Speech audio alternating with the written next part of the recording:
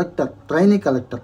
IAS చదివిన తర్వాత వీళ్ళని ట్రైనీస్గా పంపిస్తారు, ట్రైనింగ్ చేయాల్సి ఉంటుంది. అంటే అక్కడ ప్రత్యేకమైన సదుపాయాలంటూ ఏం ఉండవు, అందరిలాగే ఉండాలి, అన్నీ నేర్చుకోవాలంటే విఆర్ఓ ఉద్యోగం దగ్గర నుంచి పైదాకా అన్ని ఉద్యోగాలు చేస్తూ ఉంటారు. ఇక్కడ పూజా కేట్కర్ అని చెప్పి ఒక ఆవిడ వెళ్ళిందండి, 841 ఈ ర్యాంకు. అయితే ఈమె క్రిమీ లేయర్లో సెలెక్ట్ అయింది అంటారు. వాళ్ళ నాన్న కూడా ఐఏఎస్ఏ, ఆయనకి 40-50 కోట్ల ఆస్తి ఉంది. అయినా కూడా ఈవిడ ఎట్లా వెళ్ళింది బీసీ రిజర్వేషన్ అనేది ఒక డౌట్. సరే, అది పక్కన పెడితే ఇదేం చేసిందో తెలుసా?